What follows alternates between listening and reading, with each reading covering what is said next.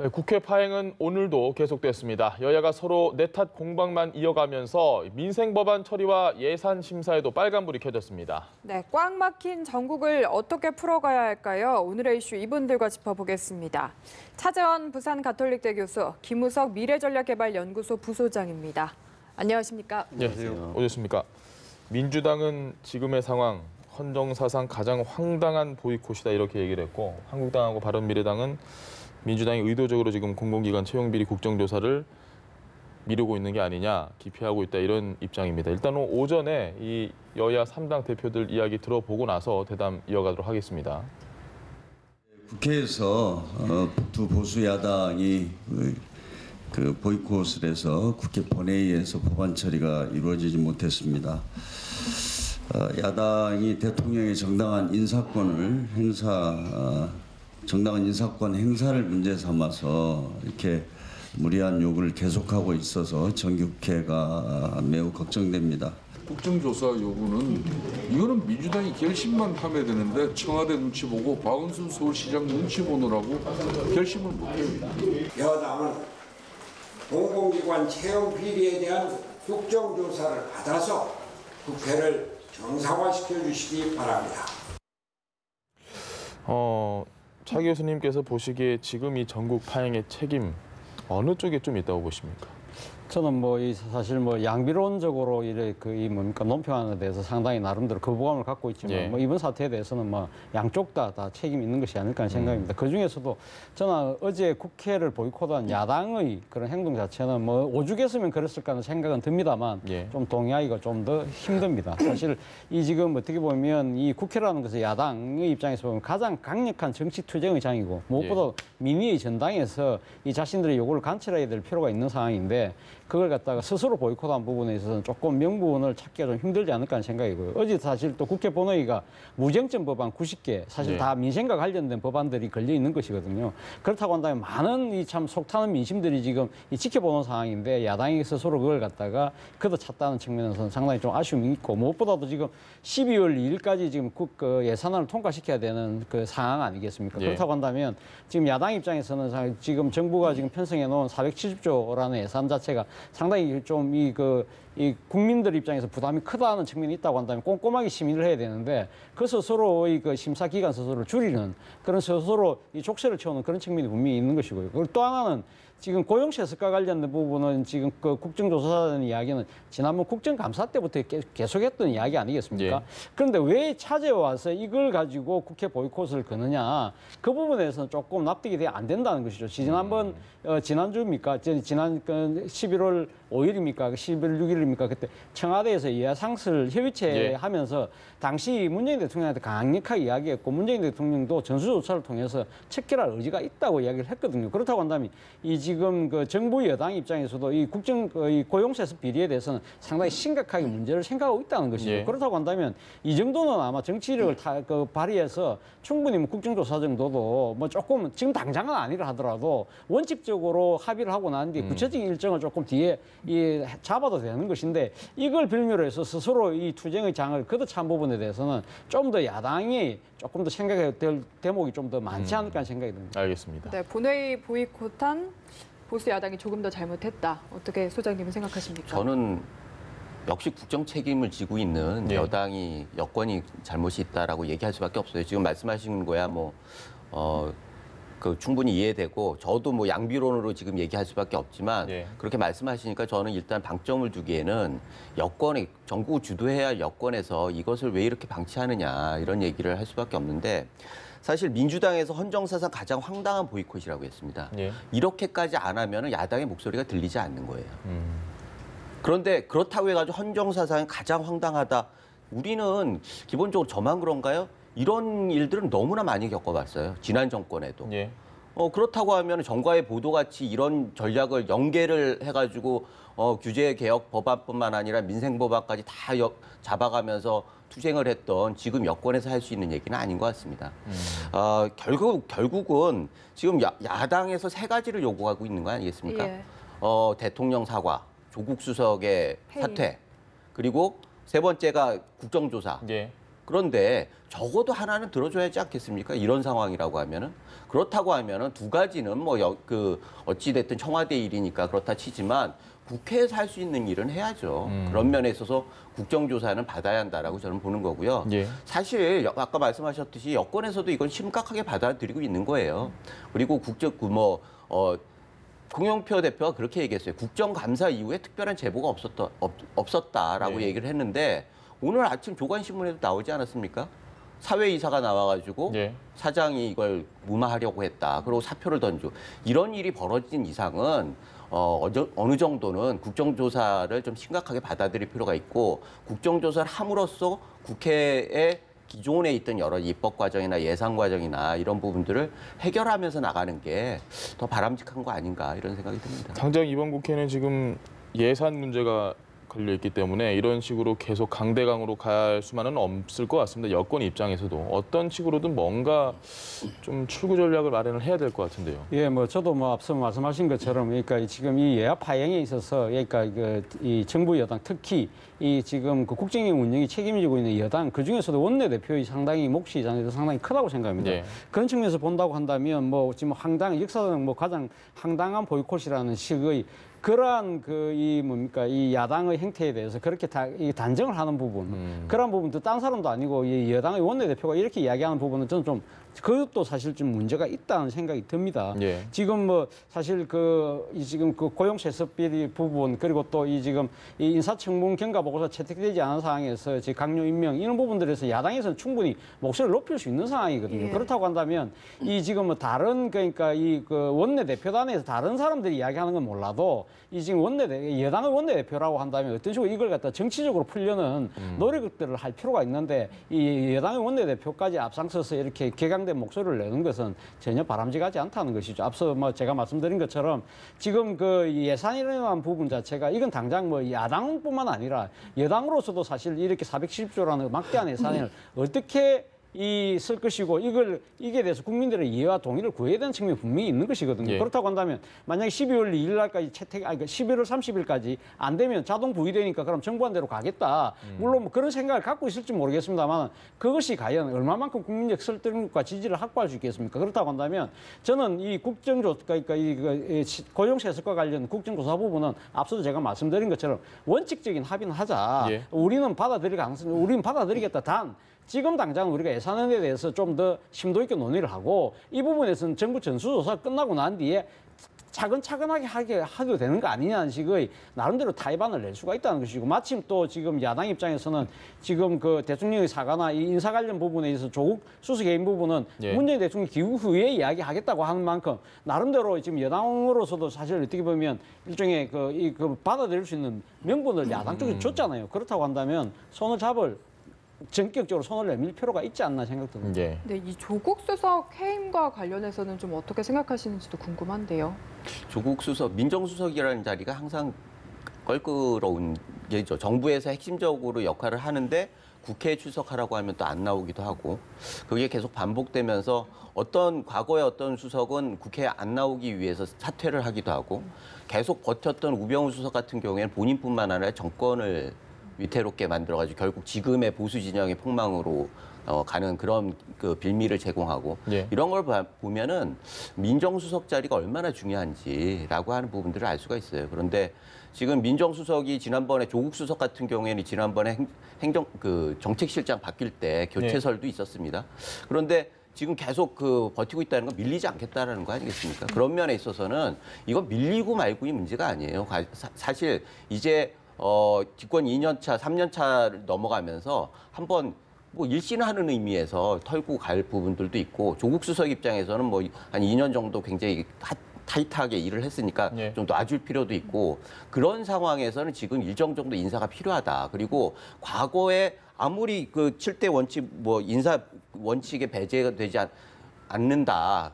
인사 정책도 중간에 한번 바뀌지 않았습니까? 예. 언제 시점을 정해가지고 그런데 그렇게 꼼수를 가지고 이렇게 피해 나가는 그런 것에 대해서는 국민 여론이 굉장히 불편한 건 사실이죠. 그런 면에서 이런 부분들에 대해서 일정 정도 해법을 제시하는 의미에서 꼭 야당이 원해서가 아니라 정권 내부에서 일실하는 면에서 약간 결단을 좀 하는 필요가 있는 거 아니냐. 그래서 이걸 여야의 공방 차원이 아니라 현 정부가 동력을 계속 유지하고 뭔가를 이루기 위해서는 정책 식자뿐만 아니라 뭔가 다른 그 돌파구를 찾아야 하는데 여야 관계 협치에 있어서도 이 부분이 굉장히 중요한 거예요. 과거에 여야 문제가 계속 문제가 됐다는 게 인사 문제였는데 인사 문제의 책임을 꼭 뭐 민정수석이 질 필요는 없겠지만 상징적으로 민정수석한테 교체를 하면서 이제 그렇게 안 하겠다라고 하는 걸 좀 보여주는 게 필요한 거 아닌가라는 생각이 듭니다. 알겠습니다. 그 유치원 3법 얘기 좀 해보시죠. 예. 이 사립 유치원 비리 터지고 나서 처음에 한국당 의원들도 아주 강하게 비난을 했던 기억이 나는데 어느 순간 몇몇 의원들이 좀 약간 한유총 쪽 편을 들어주는 것 같다는 느낌이 들더니 지금 이제 지도부까지도 입장이 좀 바뀐 것 같습니다. 왜 이렇게 된 걸까요? 아무래도 뭐 지금 자유한국당이 갖고 있는 나름대로 좀 국정 운영에 대한 철학이랄까요. 예. 이런 것들이 조금 좀 작동하고 있는 것이 아닐까 하는 생각인데 지난번 비상대책위가 가동되면서 비상대책위원장으로 왔던 김병준 비대위원장이 제일 예. 먼저 했던 것이 문재인 정부가 국가주의가 지나치게 많다. 지금 과도하게 국가가 모든 것에 지금 개입하는 것이 아니냐. 예. 그런 이야기를 했는데 어제 그제입니까? 이 지금 한유총의 그런 세미나를 예. 홍문정 의원을 비롯한 자유한국당 의원들이 하면서 한 이야기가 그거거든요. 사유재산권을 보호하겠다. 그 자체가 아마 지금 김병준 비대위원장이 이야기하고 있는 이 과도한 국가주의 개입을 막아야 된다는 그러한 거하고 좀 일맥상통한 것이 아닐까. 그것은 결국 나아가서는 지금 자유한국당이 지향하고 있는 시장 위주의 경제 체제 예. 이러한 것들과 맥이 닿아 있다. 그런 측면에서 아마 이해할 측면이 분명히 있어 보입니다. 있어 보이고 또 하나는 지금 그 문재인 정부의 소득주도 성장으로 대표되는 여러 가지 경제 기조 자체가 상당히 조금 자편향적이다. 예. 그러한 걸 상당히 공격하고 있는 시점에서 사립 유치원 같은 경우도 지나치게 공공성을 보유할 경우 국가가 지나치게 개입할 경우에는 이거야말로 또 좌파 정책 아니냐는 식으로 조금 몰아치기 색깔론적으로 몰아갈 수 있는 또 찬스라고 생각을 하고 있는 것 같고요. 그리고 또 하나는 그거보다 더 중요한 건 어떻게 보면 지금 사립 유치원이 갖고 있는 그동안 보여줬던 사립 유치원이 보여줬던 정치적 영향력이라는 것이죠. 네. 사실 지역 사회 곳곳에 지금 중요한 하나의 커뮤니티 중에서 아주 핵심적인 역할을 하고 있기 때문에 그 사람들의 표심을 우리가 이렇게 위배했다가 나중에 어떻게 또 동tin할지 모르겠다는 그런 생각을 뒤늦게 했을 가능성도 있다. 그렇지만 그럼에도 불구하고 저는 자유한국당은 이렇게 그 자세 전환 자체는 그렇게 바람직해 보이지는 않습니다. 왜냐하면 지금 이 사립 유치원과 둘러싼 이 국민들의 분노가 상당히 엄청나게 커지고 있잖아요. 예. 이 부분을 생각한다면 어떻게 보면 잘못하면 소탕대실할 가능성도 있다. 그리고 또 지금 자유한국당이 이번 예산과 관련해서 이야기한 것 중에 출산주도 성장 이야기를 했잖아요. 뭐 그렇다고 한다면 자신들이 이야기하는 출산주도 성장하고도 이 사립 유치원의 비리 척결하고는 상당히 좀 맥이 부합되는 측면이 있는데 그걸 오히려 옹호한다는 측면이 자신들이 내세우고 있는 출산주도 성장하고도 좀 엇박자 나는 측면이 있다는 것이죠. 알겠습니다. 한국당의 입장이 바뀐 이유를 3가지 정도로 수축을 해주셨는데 저는 궁금한 게 그제 토론회에서 몇몇 의원들이 이야기를 할 때까지만 해도 당 차원에서는 좀 개인적인 의견이다 이렇게 했다가 하루 만에 입장이 바뀌었거든요. 이거 좀 어떻게 해석을 해야 될까요? 제가 보기에는 그건 본질적인 입장 변화가 아니고 네. 사실은 뭐 행사장에서 덕담하는 건 어떻게 보면 자연스러운 거 아니겠습니까? 그건 뭐 개인 의원들이 할 수 있는 거고 그러나 지금 문제가 되는 거는 결국은 야당 입장에서는 이 부분에 대해서 박용진 의원이 낸 법안과 한국당이 만들어낸 법안을 해가지고 좀 합의를 해서 입법을 하자. 그리고 그 얘기를 여야가 합의했다라는 거예요. 그러니까 합의를 깬 거는 여당이지 야당이 아니라는 얘기예요. 그걸 봤을 때는 굉장히 합리적인 얘기죠. 그런데 지금 그 여권에서는 그러면은 한유총 편드는 거냐. 그러니까 그래 드는 거지. 이렇게 가는 그런 형국인 것 같아요. 그런데 제가 보기에는 처음에 김병준 위원장도 박용진 의원이 그거를 얘기를 했을 때 잘한 일이다라고 칭찬을 했습니다. 그거는 뭐냐면 결국 일부 유치원 비리에 대해서 그런 걸 밝히는 거는 국가가 해야 할 일이 맞다. 또 하나는 한유총이 자성을 안 하고 자성이나 재발 방지 대책을 안 하고 또 약간 그 반감 같은 걸 드러냈을 때도 한국당 입장에서는 뭐 별로 이렇게 그 한유총 편을 들질 않았어요. 이건 국가가 해야 할 일이 아니라는 거죠. 국가는 어찌됐든 적발하고 사법을 해야 한다는 건 맞는 거죠. 네. 그러나 그 이외에 입법을 하거나 이런 부분들은 사실 여야 같이 논의를 해야 할 부분입니다. 그런데 이런 여론에 기대서 입법이 자칫 졸속이 된다라고 하면 100대 0이라는 게임은 없는 거예요. 네. 우리나라가 엄연히 사학 유치원들이 그렇게 많고 그것이 국가에서 굉장히 공공적인 역할을 한 것도 사실이고 그런데 일부 비리가 있다고 해서 이 비리를 통해서 이 전체 시스템이 유죄를 만들고 그래가지고 이거를 공공 유치원으로 다 돌릴 수 있느냐 그게 아니잖아요. 네. 그렇다고 하면 엄연히 존재하는 것에 대해서 이걸 어떻게 할 거냐라고 하는 부분들은 숙제이면 틀림이 없어요. 그런데 지금 박용진 의원 입법만 보면은 100% 본인이 얘기하기도 네. 이거는 그냥 그 단기 처방일 뿐이다라고 얘기를 하고 있지 않습니까? 단기 처방을 했는데 과연 부작용이 생긴다라고 하면 정치권이 그걸 어떻게 감당하겠습니까? 그런 의미에서 야당은 이거는 좀 숙고를 하고 야당에서 이 정책도 만들고 그래가지고 여당안과 그 같이 협의를 해가지고 좋은 안을 만들어 보자라고 하는 취지였던 것 같아요. 그런 면에서 여당에서 지나치게 이거를 편가르기식으로 너 한유청 편이야?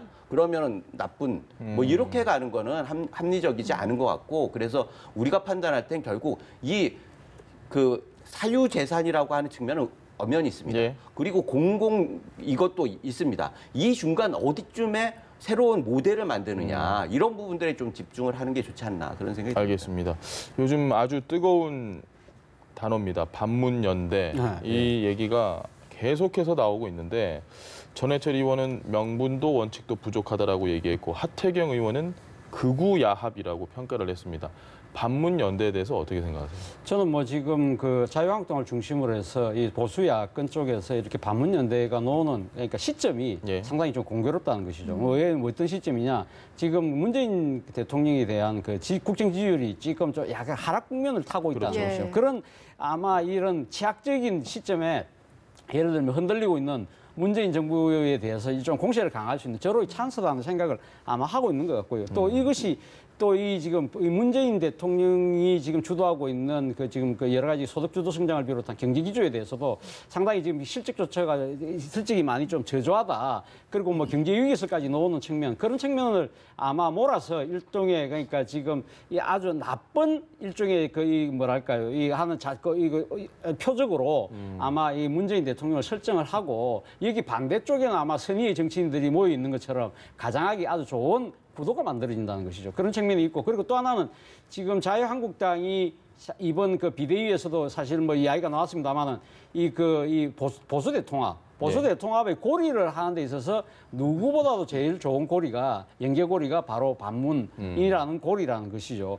그리고 또 하나는 앞서도 제가 이야기했지만 문재인 대통령이 지금 그 문재인 정부가 지금 추진하고 있는 여러 가지 경제 정책에 대해서 약간의 그 상당히 좌파적인 색채가 강하다는 부분 이러한 부분들에 의해서 이 소위 말해서 이 정치적인 색깔을 입힐 수 있다. 반문연대라는 것 자체가 그런 측면이 분명히 있는 것이고 더 큰 목적은 제가 생각했을 때는 지금 비상대책위가 지금 사실 이번에 전원책 조강택 의원 해임을 둘러싸고 살을 삐끗삐끗거리면서 또 당내 여러 가지 개파 갈등이 좀 불거지는 상황이지 않습니까? 네. 그렇다고 하면 외부에 반문이라는 뭔가 이 타겟을 만들면 내부적으로는 단결하기가 쉽거든요. 외부에 일당의 적을 만들면 그런 측면에서 일종의 이 내분을 잠재우기 위한 또 하나의 그런 노림수도 있다는 생각이 드는데 문제는 제가 생각했을 때 특정 정치인, 뭐 예를 들면 지금 현직 대통령을 중심으로 놓고 거기에 대해서 반대 세대들 다 모여라. 그 자체가 소위 말 가치와 명분, 또 정책과 비전을 중심으로 해서 이제까지 모여들었던 정치적 이 앞집산하고 상당히 거리가 있다는 측면에서 보면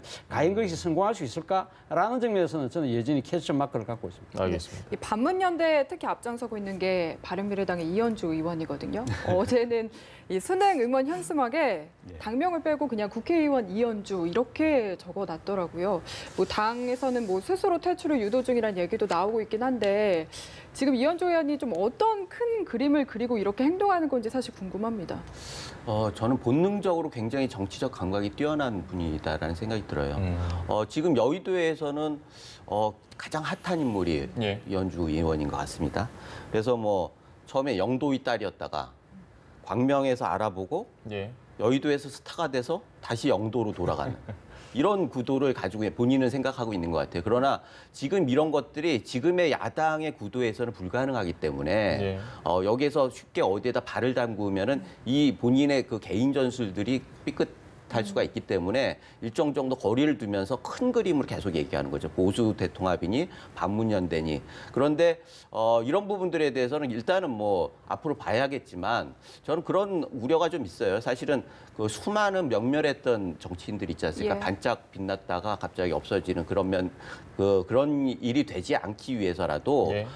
조금 더 지금은 뭐 그 튀는 그런 거 다 좋습니다. 문제는 내실이 좀 있어야 한다는 거죠. 뭐 우리 차 교수님 말씀하셨듯이 이게 반문연대라고 하는 그런 정도의 수준으로는 안 되는 것 같고 실제적으로 핵심적인 국민이 바라는 가치라고 하는 무슨 분이 뭐 천착을 해가지고 거기에 좀 여전사의 역할을 하면은 훨씬 더 의미 있는 역할을 하지 않을까라는 생각이 들고 그러면은 지역에 입성했을 때도 명분이 있잖아요.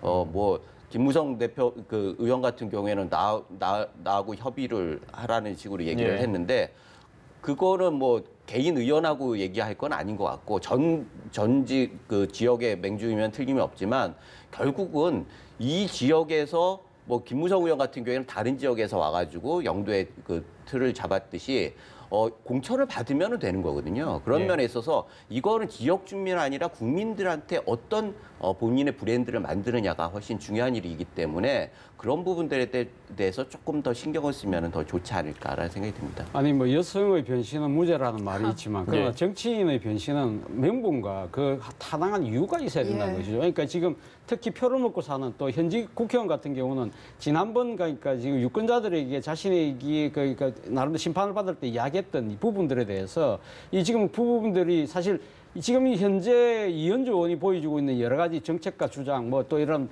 부분들에 대해서 유권자들이 그걸 보고 심판을 그러니까 표를 찍어준 건 아니잖아요. 그렇다고 한다면 왜 그러면 당시 그 자신이 이 지난 총선 기간 중에 이야기했던 이야기와 지금 이야기가 왜 바뀌었는지 부분에 대해서는 이 자신을 찍어준 유권자들에게 설명을 하고 이해를 구하는 이 그 절차는 필요한데 예. 그러한 부분들이 없이 이 자신의 이야기만 계속적으로 한쪽으로만 계속 가니까 그런 측면에서 보면 아마 찍어줬던 그 유권자들 입장에서 보면 저 양반 왜 저러지? 우리가 속았나? 이런 상당한 배신감을 느끼지 않을까 하는 생각도 들어요. 바른미래당에서 나올 거라고 보십니까? 저는 뭐 결국 떠나기 위한 하나의 일종의 그 뭐 이제 수순을 스텝을 받고, 밟는. 수순을 밟고 있다는 생각이 듭니다. 알겠습니다. 주제를 좀 바꿔보겠습니다. 지금 주점 폭행 사건 사실 뭐 별거 아닐 수도 있는 단순한 폭행 쌍방으로 그냥 끝날 수도 있는 사건인데 이게 남성과 여성 간의 어떤 혐오적인 대결이다 이렇게 지금 좀 번지고 있는 양상입니다. 이걸 보면서 뭐 사실관계야 뭐 밝혀지겠죠. 예. 그거는 법적으로 해결할 부분인데 이 상황을 보면서 국가에서 해야 할 일은 사실은 온 나라가 화나 있는 거 아니에요. 그러니까 뭐 갑질, 여혐, 남혐, 예. 막말, 폭행 이런 증오와 것들이 분노. 너무 많아요. 그리고 이게 걸러지지가 않는 거예요.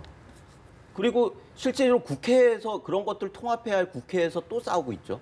그렇죠. 정부에서는 국민 통합은 뒷전으로 하고 또 그게 뭐 끝까지 가겠다. 예. 그러니까 국가가 통합이 되겠습니까? 그런 연장선상에서 이건 봐야 하는 거고 사실 더 중요한 건 사실은 지금 이 그 피해자라고 주장했던 여성이 네. 청와대 게시판을 썼잖아요. 예.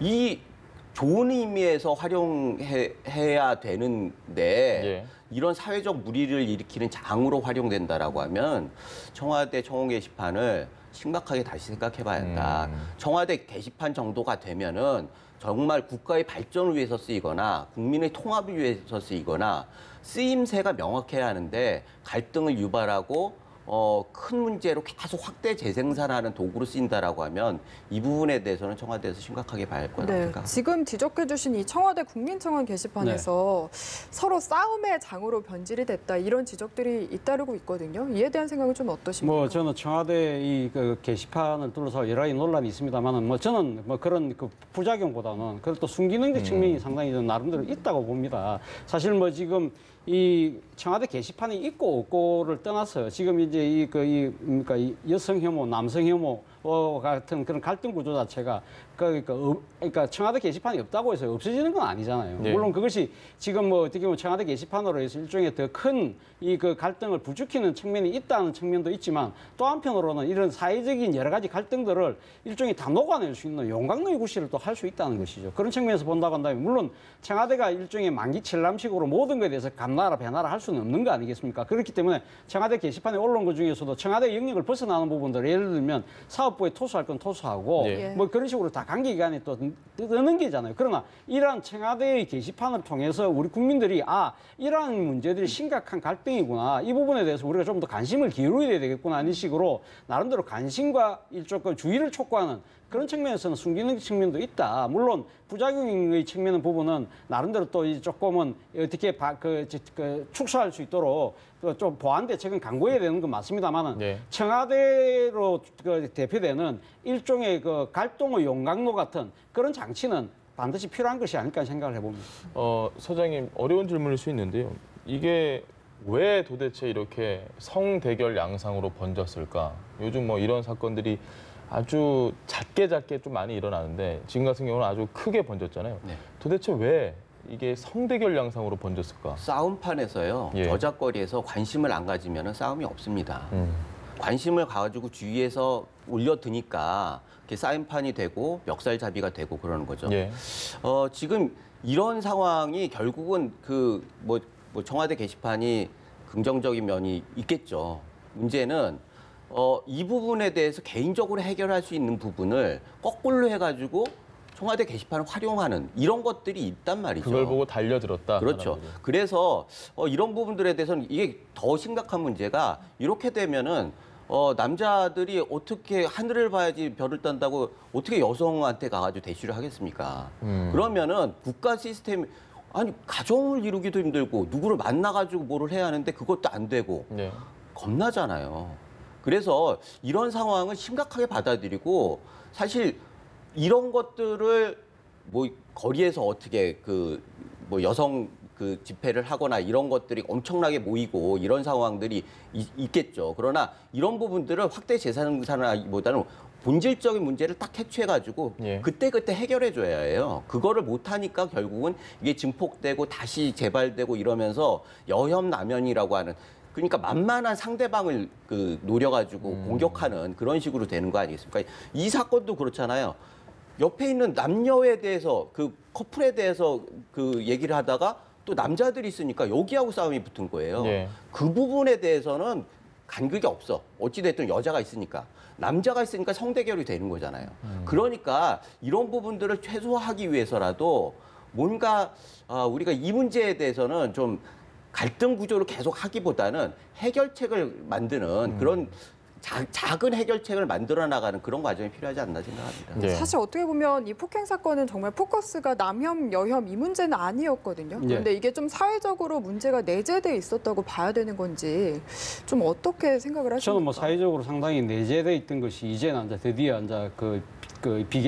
이제 임계점을 넘어서 이제 네. 폭발하는 단계라고 보는데요. 사실 우리 사회에 갈등하면 예를 들면 뭐 이 남북 간의 갈등 그리고 또 보역 간의 갈등 동서 간의 갈등이라는 측면들이 너무 컸기 때문에 그동안의 남녀 간의 갈등 자체가 사실 조금 등한시되고 조금 소외대한 측면이 분명히 있었죠. 그러나 이 사실 우리가 오랫동안 가부장적인 문화 속에서 사실 이 여성에 대한 차별 그런 부분들이 상당히 일상화되었던 것도 사실이잖아요. 그런 부분들이 이제는 상당히 여건이 신장하면서 또 이 사람들이 그럼에도 불구하고 여건이 신장되고 있는데도 불구하고 일상적인 상황에서 여성들의 공포가 상당히 사라지지 않는 예. 그 사회적 구조가에 대해서는 아무런 누구도 이야기를 하지 않는다. 그것이 지난입니까? 강남역 사건 때문에 예. 그것이 드디어 폭발했던 것이고 저는 뭐 이 부분에 대해서는 우리가 그동안 오랫동안 있어 왔던 것인데 우리가 그냥 등한시해 왔던 것이죠. 그러니까 이 결국 이 문제의 본질 자체는 그동안 오랫동안 우리가 무시해왔던 여성차별 그리고 여성들이 그 여성차별 차원을 넘어서 일상적인 상황에서 여성들이 공포를 느끼는 그러한 그 여러 가지 사회적 환경들에 대한 개선의 노력이 전혀 없었다. 예. 그런 측면에 대한 아마 여성들의 목소리가 커짐에 따라서 저는 뭐 일시적으로 나타나는 하나의 현상일 수 있다. 그런 부분에 대해서 뭐 국가 나아가서 뭐 여야 정치권이 머리를 맞대서 이 부분에 대해서는 소위 말해서 이 지금 일상적인 상황에서 여성들의 공포를 최소화시킬 수 있는 쪽으로 뭔가를 대책을 만드는데 먼저 초점을 둬야 되지 않을까 생각이 듭니다. 알겠습니다. 네, 알겠습니다. 차재원 부산 가톨릭대 교수, 김우석 미래전략개발연구소 부소장과 함께했습니다. 두 분 오늘 말씀 감사합니다. 네, 고맙습니다.